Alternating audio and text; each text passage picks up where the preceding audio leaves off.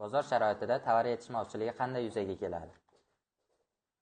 Bozor iqtisodiyoti sharoitida tovar va xizmatlar taklifi hamda ularga bo'lgan talab o'zaro muvozanatda bo'lishi lozim. Ammo ayrim hollarda bu muvozanat buziladi va natijada tovar yetishmovchiligi, ya'ni tovarlar taklifi talabdan kam bo'lgan holatda yuzaga keladi. Bu jarayon iqtisodiyotning tabiiy holati bo'lib, turli sabablar natijasida vujudga keladi. Tovar yetishmovchiligining mohiyati. Tovar yetishmovchiligi bu borada iste'molchilar talab qilayotgan tovar yoki xizmatlar miqdorini ishlab chiqaruvchi tomonidan taklif qilinayotgan hajmdan yuqori bo'lgan holatdir. Ya'ni talab taklifdan katta bo'lsa, tovar yetishmaydi. Narxlarning sun'iy tartibga solinishi, davlat tomonidan narxlar past darajada ushlab turilsa, ishlab chiqaruvchilar foyda ololmaydi va ishlab chiqarish kamayadi. Importdagi cheklovlar, bojxona to'siqlar, sanksiyalar va transport muammolari sababli chetdan tovar olib kelish qiyinlashadi.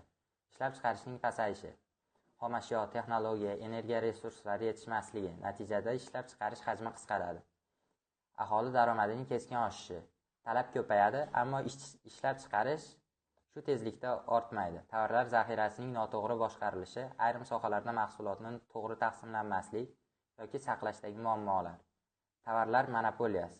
Ayrim ishlab chiqaruvchilar bozorda ustunlik qilib mahsulotni sun'iy ravishda cheklab narxini oshiradi. Yetishmovchilikning oqibatlari.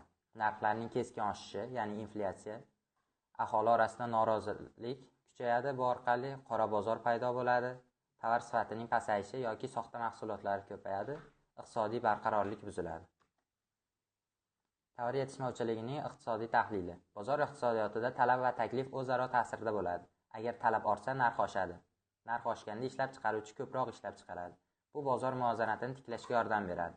Ammo ayrim hollarda bu jarayon sekin kechadi va tashqi omillar, masalan, urush, pandemiya, sanksiyalar ta'sirida muvozanat tiklanmaydi.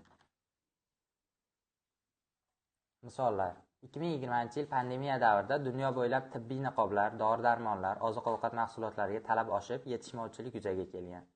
Qishloq xo'jaligi yomon yillarda ayrim mahsulotlar, bug'doy, paxta, sabzavot kam yetishtiriladigan davrlar.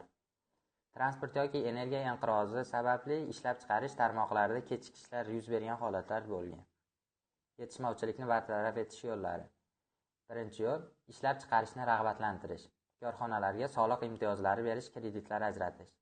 2. Bozor mexanizmini erkinlashtirish, narxlarning erkin shakllanishiga ruxsat berish. 3. Importni kengaytirish. 4. Zaxira fondlarini yaratish. 5. Innovatsiyalarni joriy etish.